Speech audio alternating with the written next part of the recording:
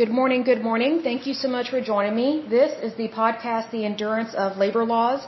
I'm your lovely host, Lesley Sullivan, and today is episode 132. And today we're going to talk about the FBI police. So as I've said in times past, almost every federal agency has some type of police force within it, especially when you're dealing with law enforcement agencies within the federal government. So for example, there are types of law enforcement police officers within the EPA, but they're not always the same as FBI because they're separate, but there are different people that do different things within these agencies. And a lot of them do have their own police force, especially those that investigate crime, or maybe they serve a warrant, they make arrests, things of that nature. So this is very common. And so this is very much an interesting one because I did not realize how much the FBI police do. I kind of didn't realize that they had a specific FBI police force per se, but they do. So it's very interesting here. But first of all, before we dive into this, let me give a big shout out to my listeners. I don't want to forget about you guys. So a big shout out to Oregon, Pennsylvania, New York, Virginia, Texas, and Oklahoma. In terms of countries, the United States and the Russian Federation. Good to see you guys. Okay, so let's go over just a couple facts first. So the FBI police have been around since the 1980s. So this is not something that was always a part of their agency. And I bet if I had to guess why, it's because I bet the FBI, they kind of investigated their own things and they were their own police force. But as the agency grew, they probably needed to separate those branches out because their agency was growing, they have more employees, and they also have more things to investigate. So that's why you create specialties within specialties. So it's almost like a subspecialty kind of thing. It's very similar to the medical field where you have a GP that you typically go see, like if you have a sore throat or something, or let's say your lungs hurt. Well, let me not use that example because if your lungs hurt, you should go to the ER because you might have a pulmonary embolism, which is basically where a blood vessel or an artery or something ruptures in your lungs. It's almost like a brain aneurysm, but it's in your lungs. So please, if you have pain in your lungs, go to the ER and take care of yourself.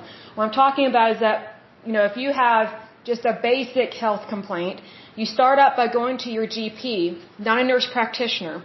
Nurse practitioners are not doctors. They have never been to medical school, although they are being allowed to act like doctors, get paid like doctors, and prescribe like doctors, and that's a big mistake.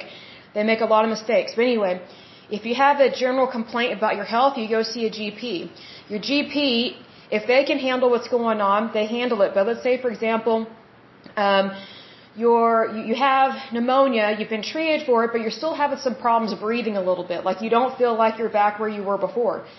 Then your GP would refer you to a specialist, which would be, I guess, a pulmonary specialist where they focus on the lungs and also the oxygen that goes to and from the lungs. So, they might do a pulmonary test, like a breathing type test, things of that nature. So it's one of those things that, yes, you're going to the medical field, you're going to a doctor within the medical field, but then you have a specialist and a subspecialist, and they have different tests that they run. It's the exact same thing within these police agencies that are within, law enforcement agencies that are within these federal agencies. It's like you have specialists within specialties. That's kind of how you need to look at this. So the FBI police, they're only located in the United States, and they are under the umbrella of the FBI, also known as the Federal Bureau of Investigation. Their type of policing is called security police. Their motto, this is really cool, protecting those who protect America. So that's really good there. I love that. In terms of how many police officers they have 270. This may go up or go down depending on their police force. In terms of the different subunits, so basically subspecialties within the FBI police force, here are the ones that they currently have. They have the Canine Division, which of course is the dogs, usually German Shepherds, that can sniff out anything and everything, or they have Bloodhounds that can sniff out anything and everything. Then they have the Patrol Division, the ATV Patrol Division, Training Division, Emergency Response Team, and the Recruiting Division. So very interesting there. So let's go ahead and dive in just a little bit more in this one. It says the FBI police is the uniformed security police of the Federal Bureau of the Investigation, also known as the FBI, and is part of the Bureau's Security Division. The FBI police is tasked with protecting FBI facilities, properties, personnel, users, visitors' information, and operations from harm and may enforce certain laws and administrative regulations.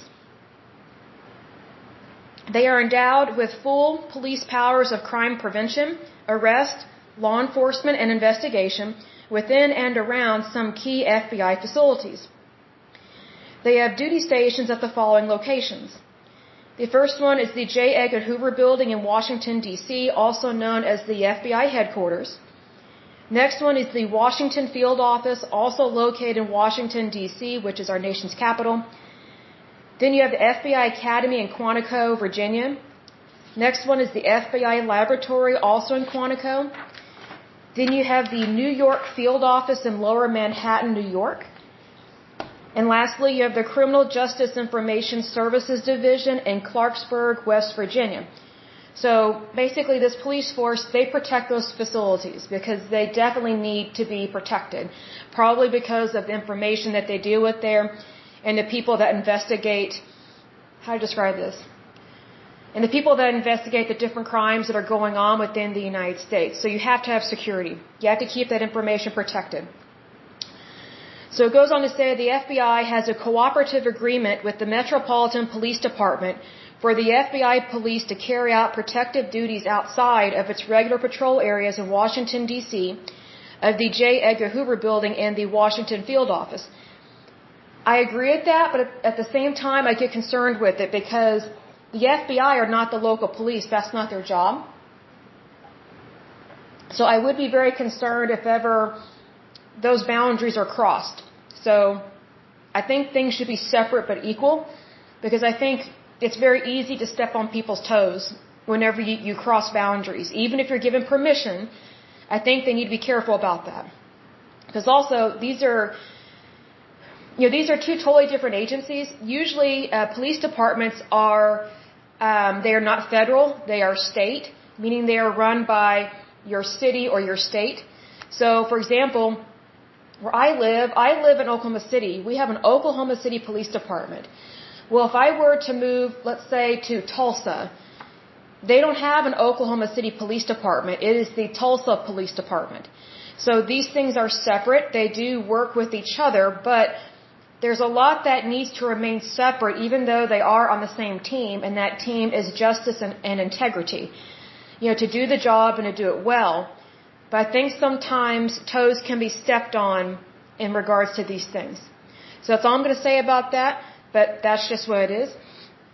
In regards to their duties and responsibilities, it says the primary role of the FBI police is to deter terrorist attacks with the visible presence of a well-trained, well-equipped, professional police force and provide protective security for FBI facilities from criminal acts and unauthorized access, including protecting FBI employees, official visitors, and tourists.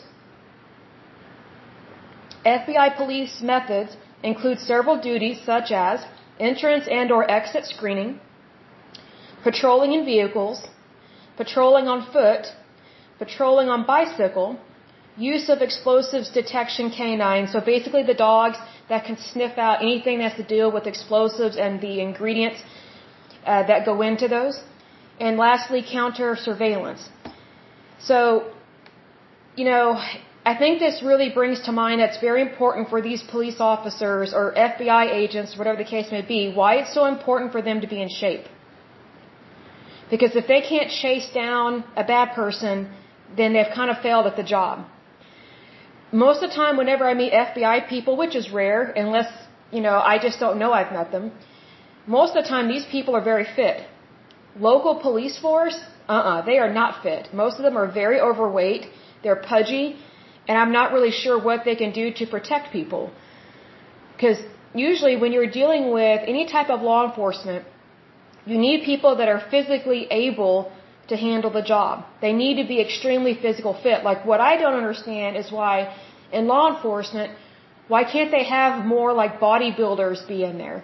Because those people are really strong, they're really tough. If I had to guess, it's probably because they're not easily manageable, because some of them are on steroids, and whenever you put someone on steroids like that, they tend to have a lot of problems with anger and aggression. I think worse than what a police officer does sometimes when they're out of line. But anyway, I wish we had more physically fit police officers, so maybe we should lift that up in prayer, because not only does it help protect us, it also protects the police officer from harm, because it keeps them safe when they're physically fit. So Heavenly Father, I pray that all police officers and all law enforcement, whether they are police, FBI, security, whatever they are, I pray that they are amazingly fit, have a six-pack, can bench press, who knows what, and I just pray that they are super healthy and happy. In Jesus' mighty name I pray, amen. Goes on to say the FBI police may be occasionally deployed to significant national security events such as presidential inaugurations, the Super Bowl, conferences of world leaders, as well as major political party conferences. FBI police routinely assist in the protection of the FBI director and the Attorney General. The FBI police were deployed in support of the Hurricane Katrina effort in Louisiana, and in 2010 deployed to Puerto Rico to assist with an arrest operation. I don't know what that's about in regards to Puerto Rico, except for the fact that when they got hit by a really bad storm, I mean, it's like there were no rules anymore. Although Puerto Rico isn't really known for being ethical anyway. No offense, Puerto Rico, but you know how you guys live there. So it's one of those things that I've noticed, like, how do I describe this? I'll give an example. Okay, so, I went to college in Oklahoma. And I could always tell whenever someone was from, like, California or Florida. Not only because of the tan, but even if they were not tan, you could just tell from their personality and the way they talked and what they talked about. They were not from Oklahoma, and they were not from the Midwest. They were definitely from California or Florida, and I think California was worse on this. No offense, California, but you know how some of your people are. Not all of you, but some of them. And what I could say about that is that they were not known for being very moral. They were not known for being very ethical. And I'm not just saying this about young people, because this was something that I noticed even with adults that are from those areas as well. It's kind of like they just want to change all the laws and it only be for them. Well, that's not how the United States works. And these were young people that thought this way, 18, 19, 20-year-olds, whatever. So obviously they were raised like that by their parents. Like, these kids don't just come up with this stuff out of the blue. Like, they're trained and molded into that way of thinking. And so Puerto Rico is very similar to how some of the snobby, stuck-up people in California think and how they act. And that's like, it's almost like they adopt the Outback Steakhouse slogan, no rules, just right. Why? Because they live on a beach. Well, not everything is a beachfront property or a beachfront situation or a beachfront decision or a scenario. It's just kind of like sometimes these people, I think they've been out in the sun too long and they're not paying attention to what is actually going on in the world. Hence, that's why we have a problem with the elitists in Hollywood. No offense if you are an elitist in Hollywood, but you know you're stupid and you don't always make very good decisions, but yet you try and tell the rest of the world how to live their life when you don't even know how to live your own life. Because it's like you live in a bubble. So unfortunately, we have these elitists in Hollywood that think they know it all, but yet they're not the ones who are working the hard jobs. They're not sweeping floors. They're not mopping floors. They're not cleaning stoves. I mean, they're not filling in potholes, for the Department of Transportation. They're not working in construction. See, that's the problem with elitists. They don't get it. Now, are all rich people elitist? No. For the most part, the majority of rich people are self-made. Meaning, they had to hit the ground running, and most of them started out with nothing and worked their way up to becoming very rich and prosperous. So there's a difference in the mindset. Puerto Rico is no different than this. Almost every single person that I have met from Puerto Rico has been a beachfront snob, and they're just takers. They're just takers.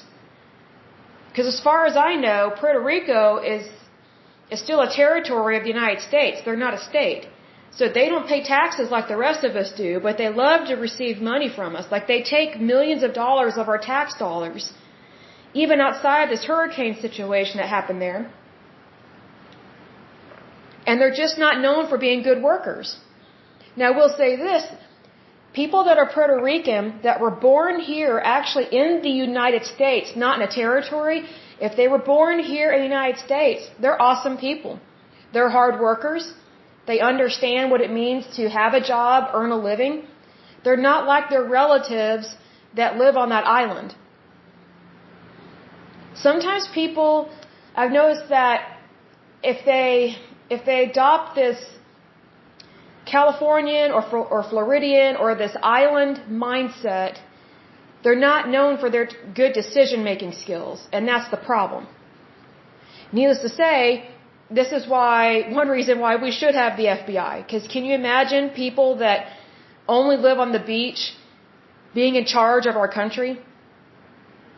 What a catastrophe that would be. They would be too busy trying to get a tan, drinking a pina colada, when we've got problems with gun violence, gang violence, we have problems with the sex trade trafficking happening, we've got problems with prostitution. I mean, we've got all these issues in the United States. And mind you, we are not a bad country. Not by any means. We, in fact, are a very good country because we call those things out as bad. And we actually do what we can to enforce the law. Whereas other countries, they hardly enforce anything. And you can just buy someone off. You can just pay them off. Can't do that here in the United States. At least not yet. So let's hope it never becomes that way, because once you start leaning towards corruption, it's very difficult to go back to being honest and having integrity. It's not impossible to go back to it, but it's hard to get there. So a little bit about their training. It's actually very intensive. I was surprised by this.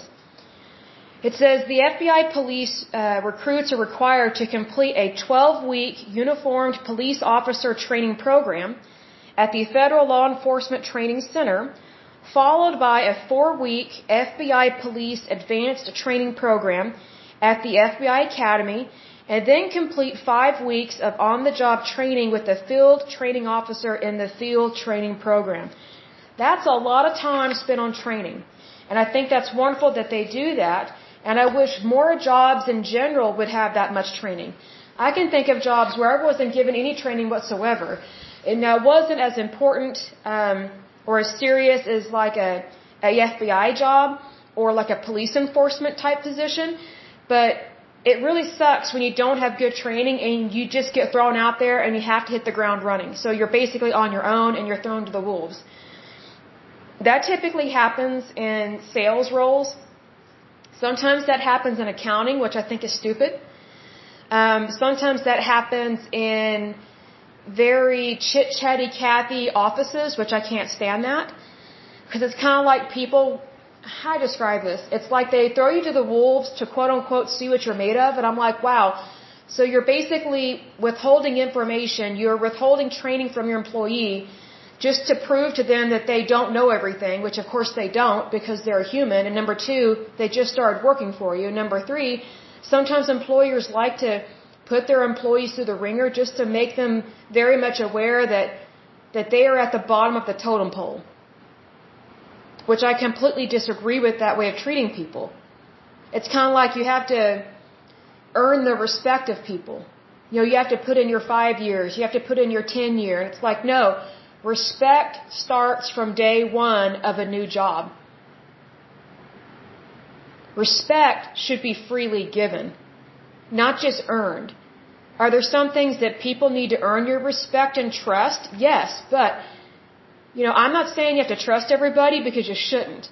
But you should respect everybody, is my point. Because I've worked jobs where there was very little respect in the industry or in the job environment unless you had worked there for a long time. And I'm like, well, you know, if you can't respect me the moment I get here, you know, the moment that I'm a new employee, why would I think you would respect me later down the road?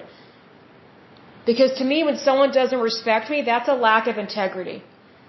And I don't like that, and I don't put up with it. And I let people know I don't put up with that.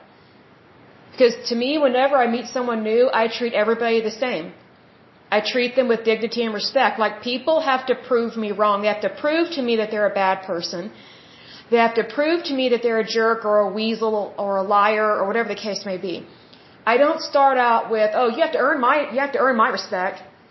Isn't that kind of cocky and arrogant? And it's also disrespectful. It's dumb. I don't like that. Because I've always been more impressed with people that they respected you regardless of your age, and they respect you regardless of where you come from. Because I can't tell you how many times I've met people from other states, not necessarily from other countries, but from other states, that whenever they find out I'm from Oklahoma, they totally diss me. They totally discredit me. They treat me like I'm a moron, an idiot, and a country bumpkin. I'm like, wow, you literally have no idea that Oklahoma is a pretty good state. Are we the best? No. But we don't have crazy laws like California. And we don't have a bunch of snowbirds living here clogging up our intersections like Florida. Hence, a lot of people in Florida do not know how to drive. So, because I have visited family in Florida and I thought, wow, these people are crazy with their driving. Kind of concerning. But, it never hurts to be kind to people. I know that may sound simple, but it is definitely true. I think it's better to start out with dignity and respect, as opposed to, oh, you have to earn what I have. You have to earn my smile. You have to earn my kind words. That's not right, and that's not the Christian way to live. It just isn't. And you'd be surprised how many Christians are jerks. So, doesn't necessarily make us look very good, does it? But anyway, just FYI, if someone's a jerk and they're a weasel, or, they claim to be a Christian, they're really not a Christian. Just FYI. So lift them up in prayer, even if you're atheist or agnostic, and just realize that, all people are flawed. Some are worse than others, but just know this. And this is a little off topic, but if someone's claiming to be a Christian and they disrespect you, yes, it's offensive and it hurts you, but it hurts God way worse. And it really hurts God's Son, Jesus Christ. So just be aware of that. That just because someone's awful to you, it's probably not about you. It's about that person who's hurting you or has harmed you, and they've got some issues. And I know from experience that stuff like that hurts and it sucks. And sometimes I have to daily remind myself that, hey, I'm not the problem in that situation. Like, I'm actually one of the few people that apologizes if I hurt someone's feelings, or if I make a mistake, I apologize and I correct it and I do what I can to make amends and things of that nature. That is rare to have that happen today.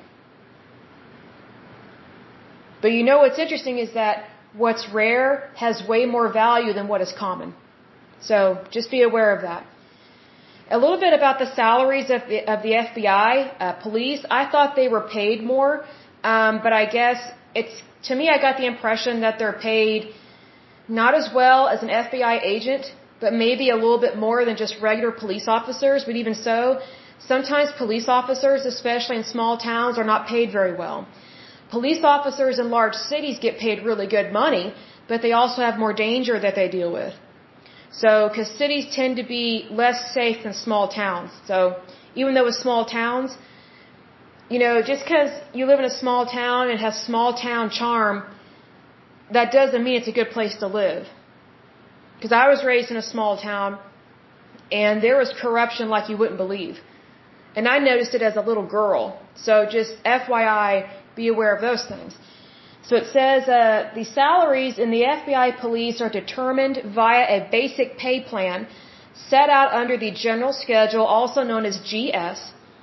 3 levels of entry are in place for FBI police officers.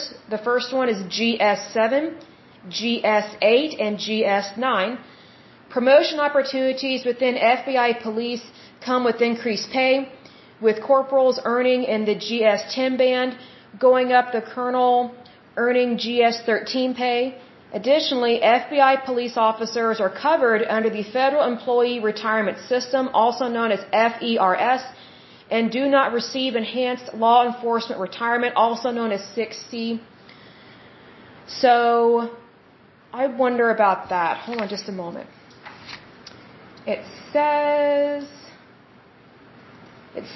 6C, but I wonder if that's just a connotation. So I will check up on that. But needless to say, it says they do not receive enhanced law enforcement retirement. So I don't know if that's part of a code or not, if what that's talking about. It says here, the FBI police are among the lowest paid federal law enforcement officers in the United States. I'm not surprised by that because they're considered just law enforcement. They're not considered a special agent. So that's one reason why their pay is not as good. Other benefits available to FBI police officers include access to health insurance, life insurance, a thrift savings plan, as well as providing officers with a gym fitness program, transportation subsidies, tuition assistance, and student loan repayments. I kind of get concerned with the student loan repayment because it seems like people don't want to pay off their debts even though they owe it. So I get concerned with this student loan debt forgiveness because that's stealing. So what I find interesting is that there are a lot of educational institutions that they have upped their tuition astronomically, even in public institutions. Like even public universities, not even private universities, but public universities now cost just as much as a private school, which I think is ridiculous. So it's making it very difficult to get a college education at a reasonable cost. And so now we've got all these people with so much debt. It's like, well, if we have all this debt and then the debt is just forgiven and no one pays the money, that's creating a sinkhole and it's affecting our currency.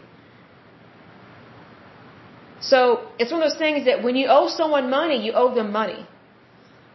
Period. Like if you owe someone for your college education, you need to pay that money back. If you owe someone on a car, you need to pay that money. See, because here's the thing. Whenever you don't make a payment or if you forfeit payments on your mortgage or your car loan, guess what? You lose your house and you lose your car. For some reason, some stupid reason, whenever people do not pay off their student loan debt, they still get to keep their graduation certificate, basically. But yet they haven't paid off their loan. They haven't done what they're supposed to do. So they basically stole a degree from a university. Is that right? No, it's not. So that's the problem with loan forgiveness and things of that nature, because it's not something. I don't like it when they use the word forgiveness like that, because here's the thing, it's not like a crime was committed or an offense was committed, because when you forgive somebody, it's supposed to be because someone did something wrong and they apologize and they're going to change their behavior. Well, a loan, taking out a loan, is not a crime, it's not an offense. So how can you be forgiven for something that is not considered a crime or an offense? It's not immoral or illegal. I think we've gotten into a bad habit of, encouraging young people to be takers instead of givers. That's a big problem. Because now, we have so many young people that they don't understand you can't just take out all these loans and never pay them off. That's not how the real world works. And it's creating inflation in our country. It's weakening our currency. It's affecting the interest rates. And also, it's creating lack of character in a really large segment of our population. Because do you really want people that don't believe in paying off debt to be in charge of anything in your country? Like they're basically avoiding responsibility. Well, that's not being an adult. But yet, these people that are not paying off their debts, they're age 18 and over. They have to be. Because someone that's younger than age 18 cannot take out a loan. So, needless to say, when someone turns 18, they are officially an adult. So, they need to grow up. Now, the FBI did try and win a lawsuit. They failed. Getting back to the FBI police, there was a class action lawsuit. Kind of lasted a while. It says on August 2nd, 2007, a group of more than 100 FBI police officers filed a class action complaint in the U.S. Court of Federal Claims for millions of dollars of back and future pay which I don't know how they could try and get future pay, because that doesn't make sense, because you can't really get paid for work you haven't done yet, and also you may get fired and not work there anymore. So right there, that's one of their problems. The complaint alleged that the FBI had not complied with the 2002 statute, part of the FBI Reform Act, that mandated that the FBI police force be paid the same pay and benefits as members of the uniformed division of the United States Secret Service. The judge ruled against the FBI police officers in February 2017. So just FYI, that court case lasted 10 years. I'm just guessing, but I bet they used taxpayers' dollars for that court case, because it's federal and they are federal employees. I guarantee you they were not using their own monies for that. So I bet the American people were on the hook for those legal fees, and they were winning millions of dollars from taxpayers. That's another issue there. Because, when you work in the public sector, it's a completely different ball game than working in the private sector. So they're dealing with tax dollars there. It says, goes on to say, the judge ruled against the FBI police officers in February 2017. The FBI director had not implemented the 2002 statute, U.S. Code Title 28, Section 540C, to formally establish FBI police. So, I think instead of trying to have the same pay and benefits as the uniform division of the United States Secret Service, they just need to have their own pay and their own benefits, because they are a separate division. So, I think whenever you try and mimic someone else, you're not being you. You're not being who God has called you to be. And it's for that reason that I think sometimes these lawsuits fail. Because, how do I describe this? Okay, it's kind of like whenever you have employees that work for a company. They may be first or second level employees, but yet they think they should be paid what the CEO makes, the owner. That's not appropriate at all. It just isn't. I can understand that people want to make more money. I've been there, done that. I understand. But see, here's the thing. If you don't own the company, then you're not the CEO. And you're not going to get that kind of pay. So if you want that kind of pay, and you want that responsibility, and you want to take on that burden, then you need to have your own company, and you need to be the CEO of your own company. If that's the kind of money you want to make.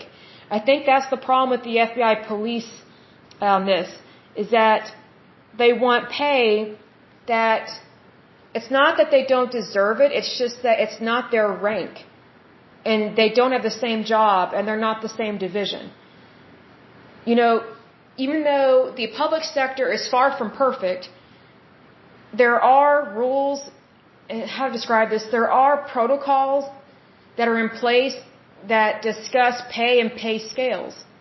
Typically, public servants these days are overpaid, whereas back in the day, I would say prior to the 1980s, public servants were not paid the best because they were promised a really great retirement. So whenever someone took a public sector job, they were making less money than someone in the private sector, because they were going to get really great health insurance, really great life insurance, and then an amazing retirement in 401k. Well, now the public sector, these employees, they want it all and have their cake and eat it too. Well, the federal government cannot afford to do that.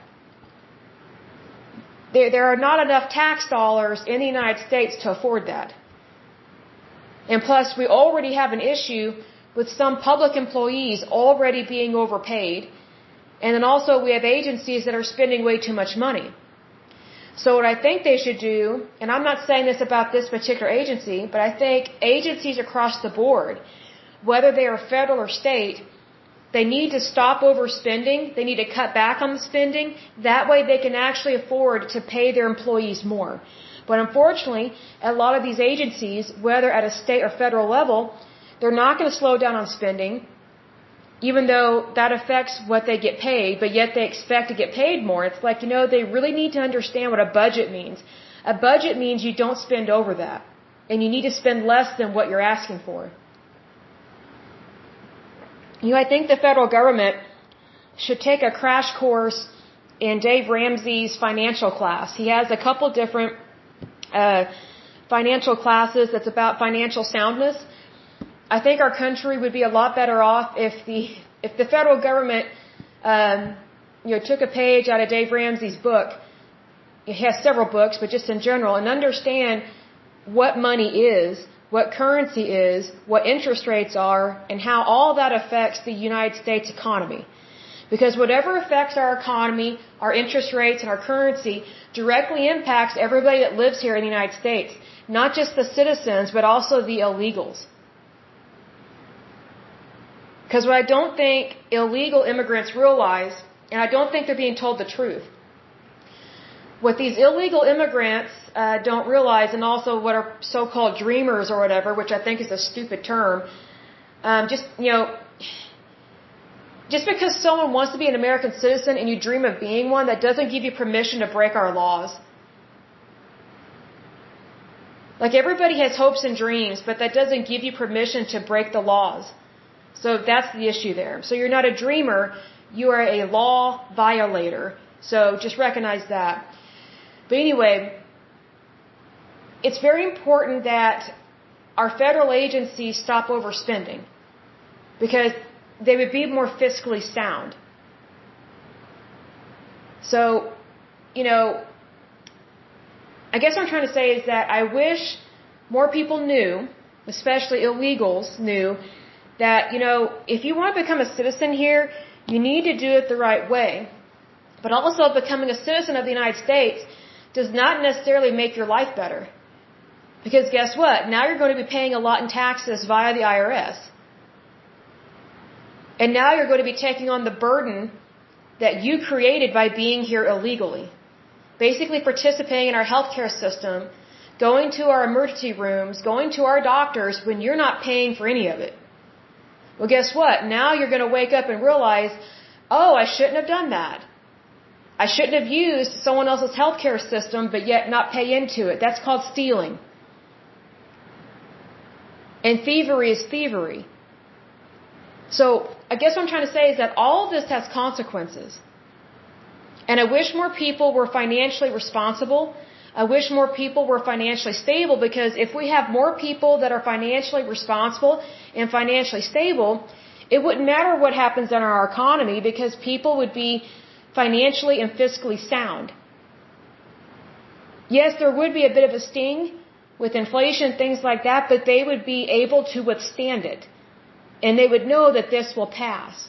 But because we have so many people that don't understand basic economics, they think that, oh, this is it, this is the end. No, it's not. It's just the beginning. It's just the beginning. So stop looking at the bad, look to the good. So definitely read some financial books. Because I think it really makes sense to be financially responsible in your life, because you can only be financially responsible for yourself. And that's kind of how it should be, because if we have more people that are more financially stable for themselves, then once they become stable, they can help other people. You can be a blessing to others. And that's how it's supposed to be. Socialism does not help people. Capitalism does, because under capitalism is where more money is in the hands of the citizens, and then they can help each other privately. Not publicly, meaning in the private sector, not in the public sector, because the government, it just wastes money.